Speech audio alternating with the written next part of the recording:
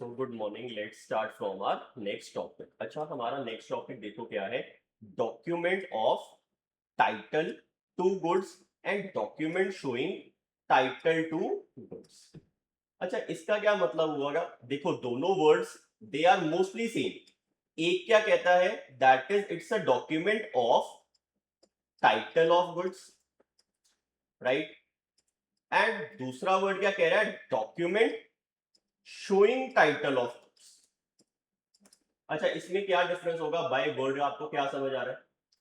एक चीज में क्या है, डॉक्यूमेंट किसका है, टाइटल ऑफ गुड्स का। अच्छा, एक मेरे को ये बताओ, रेलवे रिसिप्ट किस में आनी चाहिए? अभी हम एग्जांपल आई वांट के तुम वर्ड से समझो कि इसका मीनिंग क्या होना चाहिए, राइट। उसके बाद तो हम मीनिंग पढ़ेंगे। अच्छा बताओ, रेलवे रिसिप्ट किस में आनी चाहिए? Document of title of goods के document showing title of goods. एक में जर्नल थोड़ा सा डिफरेंस बताता हूं। शोइंग टाइटल ऑफ गुड्स का क्या मतलब है कि उससे तुम्हारा ओनरशिप प्रूफ पता लगता है। और document of title of goods का मतलब है कि वो खुद गुड्स ही है। Document of title of goods का मतलब क्या है, दीज आर गुड्स इटसेल्फ। और document showing title of goods is the ownership proof. उससे क्या पता लगेगा, अगर कोर्ट में तुम document showing title of goods दोगे तो उससे क्या पता लगेगा, you are the owner of the goods. तो अब रेलवे रिसिप्ट क्या होगी, document of title of goods. क्यों? रीजन क्या है कि अगर मैं उस डॉक्यूमेंट को, रेलवे रिसिप्ट को, सपोज करो मैंने माल मंगवाया कहां से, दिल्ली से। तो दिल्ली से कहां पे माल आना है, लुधियाना में। तो अब लुधियाना में जाके अगर मैं वो रेलवे रिसिप्ट किसको दिखाऊंगा, रेलवे अथॉरिटीज को दिखाऊंगा, तो वो गुड्स किसको दे देंगे, मेरे को दे देंगे। इन केस मैं वो रेलवे रिसिप्ट दे देता हूं मानवी को। तो अगर अब मानवी जाएगी तो गुड्स किसको मिल जाएंगे, मानवी को। तो वो गुड्स ही है। रीजन भी कि जैसे ही वो तुम किसी और को ट्रांसफर करोगे, वैसे ही वो गुड्स किसको मिल जाएंगे, टू द थर्ड पर्सन। अब document showing title of goods क्या है, जैसे तुम्हारे, अच्छा इसमें गुड्स हम ले रहे हैं तो इमूवेबल प्रॉपर्टी के एग्जांपल नहीं लेते, हम कोई मूवेबल प्रॉपर्टी के एग्जांपल लेते हैं। जैसे share certificate, shares are movable property. हमने पढ़ा था मूवेबल प्रॉपर्टी की डेफिनेशन में, वी हैव रेड शेयर्स। अब जो शेयर सर्टिफिकेट होता है, क्या तुम शेयर सर्टिफिकेट के अगर पीछे लिख दो आई ट्रांसफर दिस टू मानवी, क्या वो मानवी को ट्रांसफर होंगे, या क्या वो आपको ट्रांसफर होंगे? नहीं। उसकी एक प्रॉपर क्या है, प्रोसेस, जो हम काम पे पढ़ेंगे कंपनीज एक्ट 2013 में, कि शेयर्स को ट्रांसफर कैसे किया जा सकता है। बट वो शेयर सर्टिफिकेट क्या बता रहा है कि इन शेयर्स का ओनर कौन है, वो पर्सन जिसका नाम इसमें लिखा होगा, राइट। अच्छा, जैसे तुम्हारे वो है प्रॉपर्टी पेपर्स। तो क्या प्रॉपर्टी पेपर का जो आखिरी पेज होता है, you have anyway see your property paper, जो आपके घर के होंगे, शायद अगर आपने नहीं देखे होंगे तो ऑनलाइन देखना। तो क्या होता है, जो प्रॉपर्टी पेपर्स होते हैं उसके अगर आप पीछे लिख दो एज ए जेन्युइन, अगर आप पीछे लिख दो, तो क्या वो थर्ड पर्सन को ट्रांसफर होंगे आपके हिसाब से? नहीं होंगे। तो वो क्या है, document showing title of goods. तो document of title of goods और शोइंग टाइटल में क्या फर्क है? डॉक्यूमेंट ऑफ टाइटल हमें ये बताएंगे कि वो गुड्स किसी को भी ट्रांसफर किए जा सकते हैं via transfer of that document. But document showing title of goods सिर्फ ओनरशिप बताते हैं। उस डॉक्यूमेंट को ही अगर आगे आप ट्रांसफर कर दोगे तो उससे ट्रांसफर नहीं होगा, आपको एक सेपरेट कॉन्ट्रैक्ट एंटर करना पड़ेगा। जैसे हम क्या करते हैं, सेल डीड में क्या होता है, एक नई सेल डीड बनाई जाती है। शेयर सर्टिफिकेट में क्या होता है, एक नया शेयर सर्टिफिकेट कौन इशू करके देता है, कंपनी इशू करके देती है थर्ड पर्सन के नाम पे, जब आप शेयर ट्रांसफर करते हो, और एक ट्रांसफर डॉक्यूमेंट भी साइन होता है। तो पढ़ो इसको, क्या कहता है, document amounts to document of title only when it shows an unconditional undertaking to deliver the goods to the holder of the document as a proof of possession or control of goods either by endorsement or by delivery। तो document of title of goods क्या है, ये एक तरह का document है जो ये बताता है जो ये डॉक्यूमेंट प्रोड्यूस करेगा उसको हम क्या दे देंगे, गुड्स दे देंगे। जैसे इन case of railway receipt, bill of leading use होता है इन केस ऑफ जो शिप से गुड्स ट्रांसफर होते हैं, उसमें हम यूज करते हैं बिल ऑफ लीडिंग। तो जैसे ही डॉक पे आप बिल ऑफ लीडिंग दिखाओगे कस्टम अथॉरिटीज को, तो जो बाहर से गुड्स आया वाया शिप, तो वो किसको दे देंगे, आपको। ऐसे ही अगर एयरलाइन से ट्रांसफर हो रहे हैं, वहां पे भी अगर आप रिसिप्ट डॉक्यूमेंट दिखाओगे वैसे ही गुड्स किसको ट्रांसफर कर दिए जाएंगे, जो भी वो रिसिप्ट को शो करेगा। Then however there is a difference between document showing title and document of title of goods। जैसे कि यहां पे एग्जांपल लिया गया share certificate. Share certificate is a document showing title but not a document of title। It merely shows that a person named in the share certificate is entitled to the shares represented by it, but it does not allow the person to transfer the share mentioned by mere endorsement on the back of the certificate and delivery of the certificate। merely उसके पीछे लिख के कि मैं इसको transfer कर रहा हूं और दूसरे को वो शेयर सर्टिफिकेट थमा दिया तो उससे वो ट्रांसफर नहीं होगा। But document of title of goods के केस में अगर आप पीछे उसके मेंशन कर दो कि मैं इसको ट्रांसफर कर रहा हूं प्लस उसको वो रिसिप्ट हैंड ओवर कर दो, इट्स ट्रांसफर, तो वो गुड्स तुम्हारे क्या हो जाएंगे, ट्रांसफर हो जाएंगे। चलो नेक्स्ट, अब ये पढ़ लो, इट्स वेरी इजी, ये हमने सारे पॉइंट्स ऐसे कवर किए ही हैं। क्या कहते हैं, the following elements must coexist as to a contract of sale. मतलब अगर सेल करना है या एग्रीमेंट टू सेल करना है तो कौन कौन सी कंडीशंस क्या होनी चाहिए, सेटिस्फाइड। सबसे पहला, there must be at least two parties, दो पार्टीज का होना जरूरी है, एक बायर और एक सेलर। मिरर के सामने खड़े होके हम एक दूसरे को बायर और सेलर नहीं बोल सकते। Then the seller and buyer and the two must be different persons, दोनों का अलग बंदा होना जरूरी है। ऐसा नहीं कि मिरर के सामने खड़े होकर बोलना कि ये वॉच मैंने तेको बेच दी, तो दो पर्संस का होना जरूरी है। Then subject matter of must be goods covering only movable property. यहां पे हमने डेफिनेशन में पढ़ा कि it covers only movable property, immovable property is not covered. It may be existing और फ्यूचर गुड्स, ये भी हमने कल पढ़े थे। एग्जिस्टिंग गुड्स जो आज एग्जिस्ट करते हैं, फ्यूचर गुड्स कौन से होते हैं, जो हमारी डिमांड पे बाद में बनाए जाएंगे। देन प्राइस इन मनी, उसकी जो पेमेंट करनी है शुड बी इन कैश और money and not in kind.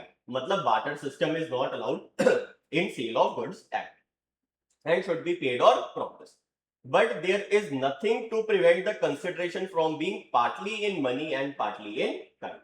Sales of goods act क्या कहता है, तुम्हारी कंसिडरेशन किस में होनी चाहिए, मनी की फॉर्म में, बट इट ऑल्सो अलाउस कि वो पार्टली इन मनी और पार्टली इन काइंड हो सकती है।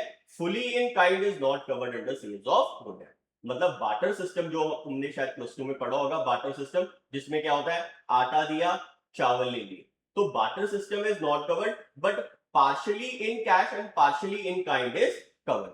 नीचे एक नोट लिखा हुआ है, वो हमारा एक और एक्ट है, नेगोशिएबल इंस्ट्रूमेंट एक्ट, जो हमने पहले 6 एक्ट पढ़े थे। तो नेगोशिएबल इंस्ट्रूमेंट एक्ट तो स्ट्रिक्टली कहता है कि तुम्हारी ट्रांजैक्शन होनी चाहिए in form of money. Then transfer of property from seller to buyer must take place. Transfer of property का क्या मतलब है, गुड्स की ट्रांसफर सेलर टू बायर होनी चाहिए। The contract of sale made by an offer for a price, और अगर offer for a price है तो उसकी एक्सेप्टेंस का होना भी मस्ट है। Then contract of sale should be absolute और कंडीशनल, या तो वो एब्सोल्यूट टर्म्स में होगा, आज ही हम सारी टर्म्स एंड कंडीशंस बता देंगे, या it will be conditional upon satisfaction of some condition. Then all other elements of a valid contract must be present for a contract of cell.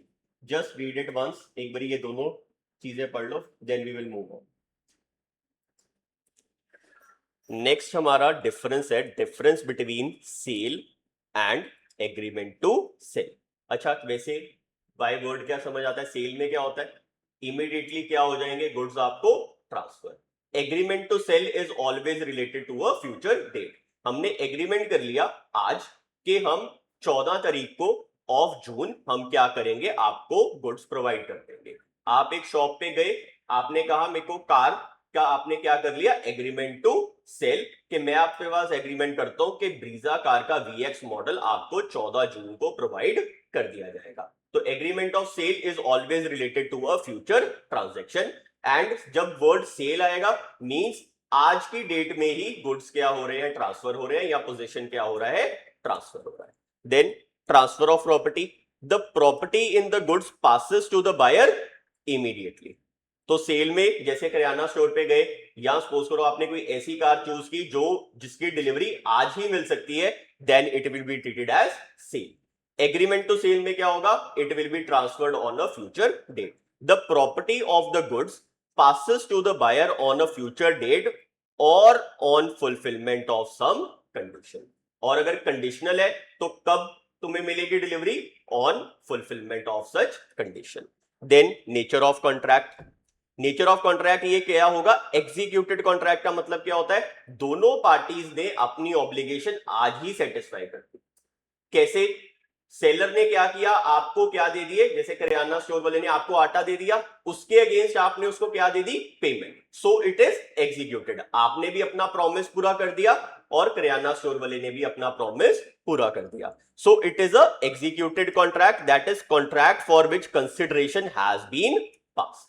Then agreement to sale में क्या होगा, it is a executory contract. Executory contract मतलब अभी इसको execute होना है. क्यों होना है, क्योंकि अभी आपने भी पेमेंट करनी है और उसने भी आपको गुड्स क्या करने हैं, transfer. It's executory contract. The contract for consideration is to be paid at a future date. तो दोनों ही पार्टीज ने क्या करना है, इसमें काम बाद में करना है. जो सेलर है वो क्या करेगा, he will transfer the goods on a future date, और जो बायर है वो क्या करेगा, he will pay the consideration on a future date. Then remedies for breach. Breach का क्या मतलब होता है, अगर कोई भी एक पार्टी अपना प्रॉमिस पूरा ना करे तो उसको हम क्या कहते हैं, ब्रीच ऑफ द कॉन्ट्रैक्ट. अब अगर ब्रीच होता है तो seller can sue the buyer. किसके लिए स्यू कर पाएगा वो, प्राइस के लिए, क्योंकि सेल में ट्रांसफर जो होगी आपका गुड्स वो उसी दिन होगा. कंसिडरेशन चाहे बाद में आ सकती है, बट प्रॉपर्टी का ट्रांसफर, मूवेबल प्रॉपर्टी का ट्रांसफर उसी दिन ही हो जाएगा for becoming a sales contract. So the seller can sue the buyer for the price of good because passing of the property there in to the buyer. हमेशा sale में याद रखना, in case of sale goods are always handed over first to the buyer. Agreement to sale में हमेशा goods बाद में आएंगे, consideration पहले पे हो सकती है. ज्यादातर क्या होता है, अगर आप कोई भी चीज का प्री ऑर्डर देके आते हो तो उसमें क्या करते हैं कि आपकी स्पेसिफिकेशंस के according they will prepare the goods. तो वो कई बार क्या होता है, आपसे फुल पेमेंट पहले ही ले लेते हैं या 50% ऑफ द पेमेंट ले लेते हैं, then the goods are delivered. तो उसमें क्या हो गया, एग्रीमेंट टू सेल. बट कई बार क्या होता है, you take goods on credit, या कुछ केसेस में क्या होता है, जो आपका जो सेलर है he is known to you. जैसे करियाना स्टोर वाला जनरली आपको जानते होते हैं, तो हमेशा आप क्या करते हो, आप उनसे सामान ले आते हो and at the month end you pay the amount for whole the month. तो उस केस में अगर आप उसको पे नहीं करोगे तो what are the remedies for the breach. आपने क्या प्रॉमिस किया था, at the month end I will pay. तो उसके पास रेमेडी क्या है, अगर आप पे नहीं करते he can take you to the court in case of sale. Agreement of sale में क्या होगा, the aggrieved party can sue for damages only and not for the price unless the price was payable at a stated date. इसका क्या मतलब है, अगर तो तुमने पहले पेमेंट की हुई है उस फ्यूचर गुड्स के लिए, तो उस जो तुमने पेमेंट की है वो तुम रिकवर कर सकते हो. अगर तुमने पेमेंट नहीं की तो तुम डैमेजेस भी रिकवर कर सकते हो. सपोज करो तुमने अपनी एक फैक्ट्री लगाई और उसकी मशीनरी बनवाने का ऑर्डर एक एक्स कंपनी को दे दिया कि मेरे को 15 दिन में वो मशीनरी दे देना, और 15 दिन बाद आपने अपना सपोज कर लो स्टोर ओपन करना था. अब 15 दिन में अगर मशीनरी नहीं आई, नो डाउट आपने कोई प्री पेमेंट नहीं की, बट फिर भी क्या आपको लॉस हुआ, आपका तो रेंटल शुरू हो गया, आपकी तो एम्प्लॉइज की पेमेंट शुरू होगी, आपने तो कस्टमर्स को कमिटमेंट की हुई थी कि जैसे ही मैं ओपन करूंगा विद इन 30 डेज आपको गुड्स आ जाएंगे. तो वो जो तुम्हें नोशनल लॉस हुआ, जो तुम्हें डैमेजेस हुए, उसकी पेमेंट के लिए you can sue the third party. Right, next, liability of the parties. अच्छा, लाइबिलिटीज ऑफ द पार्टीज का क्या मतलब है, अगर बाद में कोई लॉस होता है, अच्छा तो बताओ सेल में क्या होगा, अगर बाद में लॉस या डिस्ट्रक्शन होती है, वो गुड्स अगर बाद में तुमसे गुम जाए, जैसे तुमने आटे का पैकेट लिया, तुम घर आ रहे थे और वो फट गया, सारा आटा बिखर गया, तो किसकी लॉस होगा, किसकी रिस्पॉन्सिबिलिटी है, आपकी रिस्पॉन्सिबिलिटी है. क्या सेलर में इसकी कोई गलती है, नहीं. अच्छा, एग्रीमेंट टू सेल में अभी तो गुड्स आए ही नहीं है, तो अगर उसकी फैक्ट्री में आग लग जाती है जिसके आपने मशीनरी मंगवाई थी, अगर उसकी फैक्ट्री में आग लग जाती है और वो मशीनरी डिस्ट्रॉय हो जाती है, तो क्या आपकी गलती है, तो इसमें गलती किसकी है? सेलर की। तो लॉस कौन बियर करेगा? सेलर बियर करेगा। सो अ सब्सिक्वेंट लॉस और destruction of the goods is the liability of the buyer. But इसमें सब्सिक्वेंट लॉस में लाइबिलिटी किसकी होगी? सेलर की। Then burden of the risk. अब रिस्क किसका होगा? सेल के केस में किसका रिस्क होना चाहिए? बायर का। और एग्रीमेंट टू सेल में किसका होना चाहिए? सेलर का। Risk of loss is of the buyer since the risk follow the ownership. जिसकी ओनरशिप उसका रिस्क। यहां पे risk of loss is with the seller. अब नेचर ऑफ राइट। बायर का राइट किसके अगेंस्ट होता है? अगर ये फोन आपका है, राइट, तो आपका राइट इस फोन के अगेंस्ट पूरे वर्ल्ड के अगेंस्ट है। कोई भी ये फोन आपकी मर्जी के बिना नहीं ले सकता। ऑब्वियस ही बात है। So you have the right against the whole world. But in case of agreement to sell you have the right only against that specified person. अच्छा, सपोज करो आपके कॉन्ट्रैक्ट के हिसाब से वो मशीनरी अब बनके तैयार है। क्या वो सेलर किसी और से पेमेंट मांग सकता है? क्या वो सेलर अगर उसकी मशीनरी नहीं बिकती तो वो पूरे वर्ल्ड में जाके उसका वो ढिंडोरा पीट सकता है कि यार मेरे को इसके पैसे दो? नहीं, वो सिर्फ आपसे ही मांग सकता है। बट अगर आपका ये फोन लॉस्ट होता है तो आप किसी से भी पूरे वर्ल्ड में अगर किसी ने भी वो फोन लिया है, you can recover the phone. So यहां पे नेचर ऑफ राइट क्या है? It creates just in rem, means right against the whole world. But it creates just in persona। persona means specific person, rem का मतलब पूरा world. It means the right against a particular party to the contract, right. Then right of resale. तो क्या यहां पे seller के पास resale का राइट है एग्रीमेंट टू सेल में? हाँ है, अगर तुम नहीं आते। बट अगर सेल हो चुकी है तो उसके पास क्या राइट टू सेल बचेगा? नहीं, राइट टू सेल अब किसके पास है? With the buyer. The seller cannot resell the goods but the seller may sell the goods since the ownership is with the seller only. Then in case of insolvency. अच्छा, insolvency का मतलब पता है आपको? What is insolvency? वैसे पढ़ा है plus one plus two में। क्या होता है? बैंकरप्सी। अगर कोई बैंकरप्ट हो जाए तो उसमें क्या ऑल्टरनेटिव अवेलेबल है?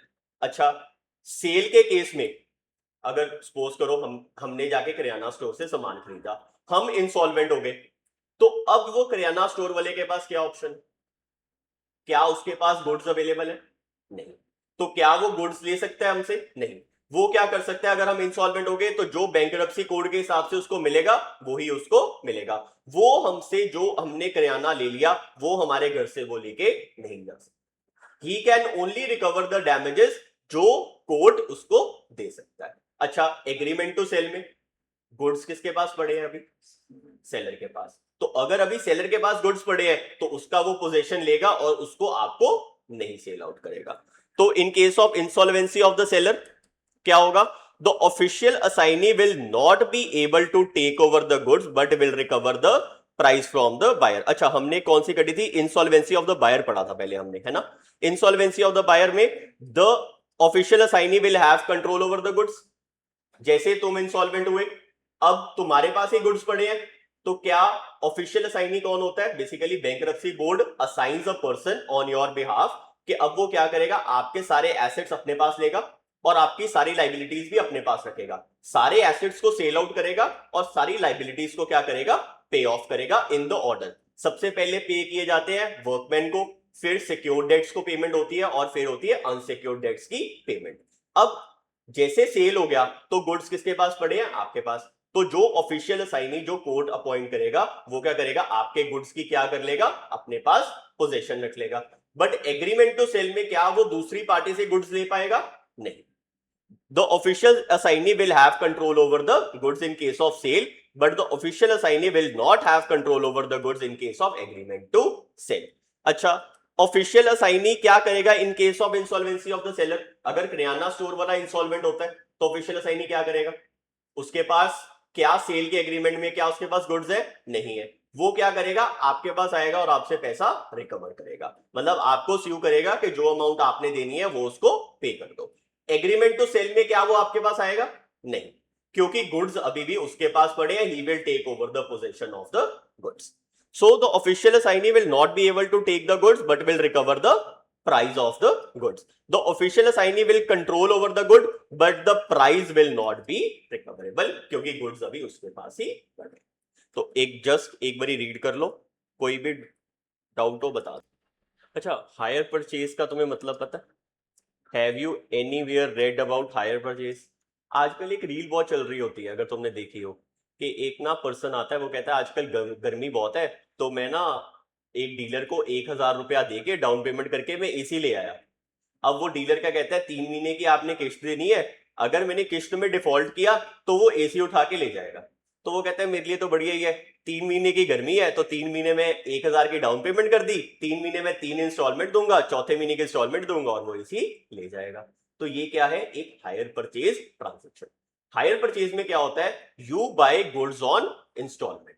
तुम्हें गुड्स यूज करने के लिए मिल जाते हैं ऑन फर्स्ट डे, बट तुम्हें ओनरशिप ट्रांसफर होगी कब, जब तुम आखिरी इंस्टॉलमेंट किसको पे कर दोगे, to the dealer. So what is hire purchase? Hire purchase the goods की ट्रांसफर कब होगी? Goods transfer on payment of, कैसे, जब हम क्या पेमेंट कर देते हैं, down payment, right? Down payment कोई स्पेसिफिक अमाउंट होती है, जब हम उसको डाउन पेमेंट को पे कर देते हैं तो गुड्स का हमें क्या मिल जाता है, ट्रांसफर हो जाते हैं और हमें यूज के लिए मिल जाते हैं। बट इसकी ओनरशिप कब ट्रांसफर होती है? Ownership is transferred on payment of last installment. जब तुम अपनी लास्ट इंस्टॉलमेंट को पे करोगे, then only you will get the ownership of the goods.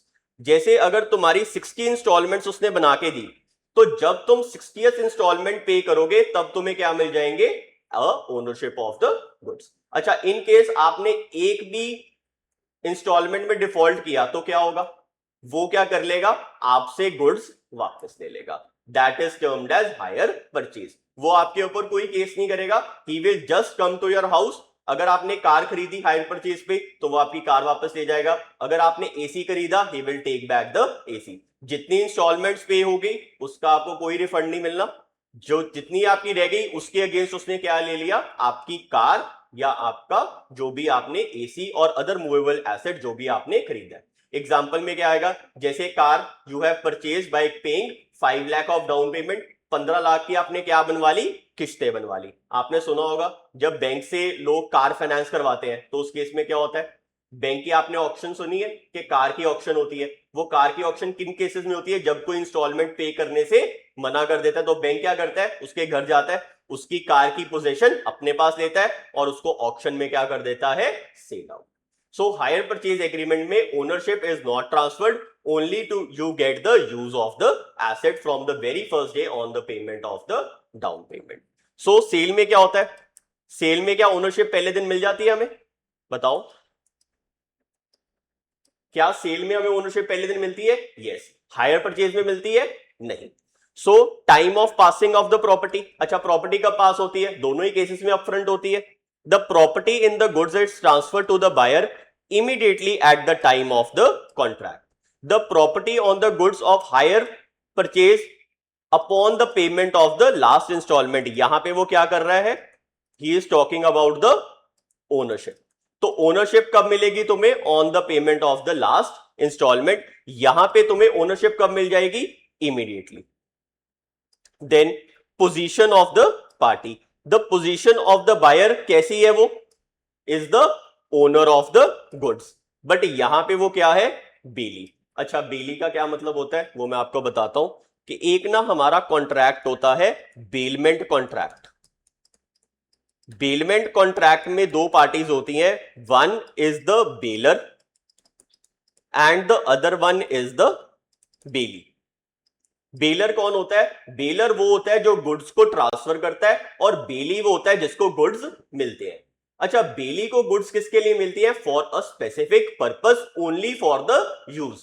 जैसे ही उसका स्पेसिफिक पर्पस या यूज खत्म होगा, बेलर विल रीपोजेस द गुड्स। तो बेलमेंट में क्या होता है, ओनरशिप ट्रांसफर नहीं होती, स्पेसिफिक पर्पस के लिए गुड्स ट्रांसफर होते हैं। It can be for a consideration और not for a consideration. Then at the end of the purpose, जैसे आपने अपनी बाइक किसको दी, अपने फ्रेंड को दी फॉर यूज, तो उसमें क्या है कि आफ्टर वो यूज कर लेगा, अपने ट्रिप पे जाएगा, जैसे ही उसकी ट्रिप खत्म होगी वो आपको बाइक वापस कर देगा। That is a contract of bailment. वो यहां पे क्या कह रहे हैं, जो पोजीशन ऑफ द हायरर है, हायरर कौन होता है, जो उसको परचेज कर रहा है on hire basis, then he has the same obligation as that of a bailee. Bailee की भी क्या ऑब्लिगेशन होती है कि जैसे ही उसका पर्पस खत्म हो वो क्या कर दे, गुड्स वापस कर दे, गुड्स की प्रॉपर केयर रखे। यहां पे हायरर भी एक बेली की पोजीशन पे ही है, he is not the owner of the goods, he only uses the goods जब तक वो इंस्टॉलमेंट पे कर रहा है। जैसे ही वो इंस्टॉलमेंट पे करनी बंद करेगा, गुड्स किसको वापस देनी पड़ जाएंगी, उससे क्या होगा, पर्पस क्या हो जाएगा, निगेट हो जाएगा, and goods have to be given back to that person जिससे आपने हायर परचेज का एग्रीमेंट एस्टैब्लिश किया। Then termination of the contract, the buyer can not terminate the contract and is bound to pay the price. जैसे आप कुर्ती लेके आते हो, तो एक बार अगर आपने कुर्ती ले ली तो can you terminate the contract, contract को टर्मिनेट करने से क्या होगा, आपको उसको पेमेंट करने की जरूरत नहीं पड़ेगी। तो in contract of sale we can not terminate the contract, we have to pay the price. But in case of hire purchase termination of the contract कब हो जाएगा, जब आप इंस्टॉलमेंट को पे नहीं करोगे। द हायरर में if so likes terminate the contract by returning the goods to its owner without any liability to pay the remaining installment। जितनी इंस्टॉलमेंट्स पे हो गई दैट्स ओके, उसके बाद नेक्स्ट इंस्टॉलमेंट पे करने की तुम्हें जरूरत नहीं है जैसे ही तुमने गुड्स वापस कर दिए। अच्छा, अब तुम सोचते होगे यार हमने कार खरीद ली तो कार तो डेप्रिशिएट होगी, एक जेन्युइन डाउट तुम्हारे दिमाग में तो ये आ रहा होगा कि यार लोग तो सिर्फ दो दो तीन तीन इंस्टॉलमेंट्स पे करते होंगे और बाद में पे ही नहीं करते होंगे, फिर इस हिसाब से तो जैसे तुम एसी ले आए तो एसी की कुछ तो डेप्रिसिएशन हुई होगी, इसीलिए क्या लिए जाते हैं, डाउन पेमेंट। वो डाउन पेमेंट किस रिस्क को कवर करती है, अर्ली टर्मिनेशन के रिस्क को। अगर तुम अर्ली टर्मिनेट करते हो तो उसकी डेप्रिसिएशन कहां से कवर होगी, तुम्हारी डाउन पेमेंट से। 20 लाख की गाड़ी है तो 20% की डाउन पेमेंट उसमें होगी 20 से 25% की हर चीज में डाउन पेमेंट होती है। अगर तुम एसी हायर परचेज या इंस्टॉलमेंट पे लेके आते हो तो उसमें भी डाउन पेमेंट होती है, और वैसे भी अगर डाउन पेमेंट नहीं होगी तो अर्ली इंस्टॉलमेंट ज्यादा होंगी rather than the later installments, right. Then burden of risk of insolvency of the buyer. अगर बायर की इंसॉल्वेंसी होती है तो क्या सेलर गुड्स को वापस ले सकता है, हमने ऊपर पढ़ा, बताओ ले सकता है सेलर गुड्स को वापस। अगर तुम पैसा नहीं पे करते तो क्या जो तुमने कुर्ती खरीदी वो आपसे कुर्ती वापस ले सकता, नहीं ले सकता। बट अगर हायर परचेज में you have purchase the car on hire purchase, तो क्या जो बैंक है इन केस ऑफ इंसॉल्वेंसी तुम्हारे से कार वापस ले सकता है, yes. The seller takes the risk of any loss resulting from the insolvency of the buyer, but here the owner takes no risk for it on a hire purchase. If fails to pay the installment, the owner has the right to take back the goods. Next, transfer of title. Title मतलब ownership. The buyer can possess a good title or a bona fide purchaser from him. मतलब अब वो क्या है, एक bonafide buyer है, अब वो आगे गुड्स को सेल भी कर सकता है because he is the owner of the good. But here the hirer can not pass on any title even to a bona fide purchaser unless he pays the last instalment. Then resale, यहां पे तुम्हारे पास जो cell का agreement है उसमें you have the right to sell, but यहां पे you can not resell unless he has paid all the installments. Done हो गया, हायर परचेज और सेल में डिफरेंस समझ आ गया, जस्ट रीड इट वंस, फिर हम बेलमेंट करेंगे। अब नेक्स्ट हमारा डिफरेंस क्या है, difference between sale and bailment. अच्छा, बेलमेंट का मतलब क्या होता है कि जो गुड्स होंगे वो आपको क्या किए जाएंगे, ट्रांसफर किए जाएंगे, किसके लिए, फॉर स्पेसिफिक पर्पस, और जैसे ही वो पर्पस कंप्लीट होगा you have to give back the goods to the buyer. यहां पे हम एग्जांपल ले सकते हैं, जैसे आपने एक अपनी बाइक किसको दी, फ्रेंड को दी फॉर बेलमेंट, तो उसका पर्पस क्या है, आपने पर्पस बताया कि तू मनाली तक ट्रिप लगाया और जैसे ही तो ट्रिप लगा के वापस आएगा you have to give me the bike. Second example क्या हो सकती है, you have given the clothes for dry cleaning. तुम अपने क्लोथ्स ड्राई क्लीनिंग के लिए कौन से पर्पस के लिए देते हो, फॉर कि वो तुम्हारे गुड्स को साफ करके तुम्हें वापस दे दे। क्या जो ड्राई क्लीनर है वो तुम्हारे गुड्स को आगे किसी को दे सकता है, फॉर बियरिंग पर्पस, नहीं, एक ही पर्पस है कि उसको साफ करके तुम्हें वापस दे दे। देन और एग्जांपल इसमें क्या हो सकती है, तुम्हारे बेलमेंट कॉन्ट्रैक्ट्स काफी होते हैं तुम्हारी जिंदगी में, और कौन से बेलमेंट कॉन्ट्रैक्ट्स होते हैं, जैसे तुमने ज्वेलरी साफ करने के लिए देते हो ज्वेलर को, तो उसका क्या पर्पस होता है? क्या वो ज्वेलरी को मेंड करके तुम्हें कुछ और बना के दे सकता है? नहीं, वो सिर्फ साफ करके तुम्हें वापस देगा। क्या उसको वो डिस्प्ले में रख सकता है अपनी शॉप में? नहीं। अच्छा, सपोज करो तुमने अपने क्लोथ्स दिए स्टिचिंग के लिए टू द टेलर, तो किस पर्पस के लिए दिए? For stitching. स्टिचिंग करके वो क्या कर देगा तुम्हें वापस, that is known as the contract of bailment. क्या ओनरशिप ट्रांसफर हुई? नहीं। क्या सेल में ओनरशिप ट्रांसफर होती है? यस। तो व्हाट इज द डिफरेंस? सबसे पहला, transfer of the property. The property in the goods is transferred from the seller to the buyer, so it is a transfer of the general property. Here there is only transfer of possession. possession का क्या मतलब होता है? तुम उसको goods एक specific purpose के लिए रखने के लिए दे रहे हो, तुम उसको ओनर नहीं बना रहे। There is only a transfer of possession of the goods from the bailor. Bailor कौन होता है? जैसे ड्राई क्लीनिंग में यू आर द बेलर, और जो ड्राई क्लीनर है he is the bailee. From the bailor to the bailee for any reason like safe custody.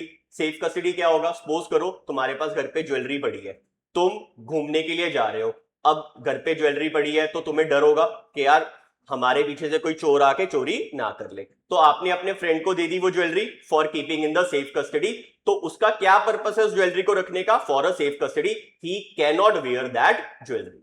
तो उसका सिर्फ सिंगल पर्पस क्या हो गया? To keep in the safe custody, carriage etcetera. So it is the transfer of a special property. Then return of the goods, इसमें क्या होगा? क्या गुड्स को रिटर्न करना पॉसिबल है in case of contract of sale? नहीं, it is not possible. But यहां पे तो गुड्स को रिटर्न करना क्या है? बेली की ऑब्लिगेशन। जैसे ही तुम्हारा पर्पस खत्म होता है बेली का, he has to give back the goods to the bailor. The bailee must return the goods to the bailor on accomplishment of the purpose for which the bailment was made. Consideration, अब इसमें consideration किसके लिए दी जाती है? For getting the ownership. यहां पे consideration का होना जरूरी नहीं है, it can be gratuitous as well as non gratuitous. जैसे तुम सेफ कस्टडी के लिए अगर अपने फ्रेंड को ज्वेलरी देके जाते हो, क्या वो तुमसे कोई कंसिडरेशन लेता है? नहीं। कई बार क्या होता है, तुम अपने नेबर्स को भी दे जाते हो कुछ इंपॉर्टेंट सामान, कई बार तुम अपनी कार उनके घर खड़ी करके चले जाते हो, तो there is a contract of bailment, it can be considered as non gratuitous bailment, जिसमें कंसिडरेशन की इन्वॉल्वमेंट नहीं होगी। Right, just read it once, फिर हम अगला डिफरेंस पढ़ेंगे। चलो आज का ये हमारा लास्ट टॉपिक ही है। ये बताओ difference between sale and contract for work and labour क्या होता है? What is the difference between these two? Contract of sale में हमारा मेजर एलिमेंट क्या होगा? Goods. But contract of work और लेबर में हमारा मेजर एलिमेंट क्या है? जो उसकी क्या है? स्किल है, या फिर उसकी क्या है? Service element. रेस्टोरेंट में जो वो तुम्हें सप्लाई किया जाता है खाना, वो क्या है? सर्विस एलिमेंट मेन है कि वो सेल एग्रीमेंट है? जो तुम सपोज करो मेन्यू में से कुछ सामान मंगवाते हो, क्या मंगवाते हो? कई बारी दाल, shahi paneer, then you have paratha, क्या वो तुम्हें गुड्स सेल कर रहे हैं वहां पे? क्या उसमें मेजोरिटी पोर्शन गुड्स का है? नहीं, वहां पे मेजोरिटी पोर्शन किसका है? सर्विस का, लेबर का। राइट, तो वो कॉन्ट्रैक्ट क्या है? That is contract for work and labour. अच्छा, एक और एग्जांपल लेते हैं। जैसे तुमने अपने क्लोथ्स किसके लिए दिए? स्टिचिंग के लिए। तो जब वो टेलर आपको स्टिच करके क्लोथ्स वापस देता है, तो वो क्या कॉन्ट्रैक्ट ऑफ सेल है कि कॉन्ट्रैक्ट ऑफ सर्विस या वर्क एंड लेबर है? Contract of service and work and labour. But अगर आप सपोज करो उसी टेलर के पास जाते हो और टेलर आप कपड़ा भी खुद लेके आता है और सारा काम खुद करके देता है, तो उस केस में वो क्या हो जाएगा? Is it a contract of service और कॉन्ट्रैक्ट ऑफ गुड्स? वो बन जाएगा contract of goods.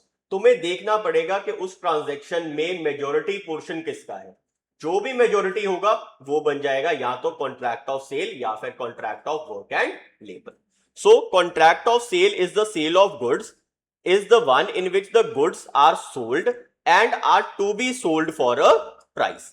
But where no goods are sold, they are just doing or rendering some work of labor on it, then such contract is only the contract of work and labor and not the contract of sale. As simple. ये तो हमने बहुत बड़ी +1 +2 में भी पढ़ लिया, right? Let's end with the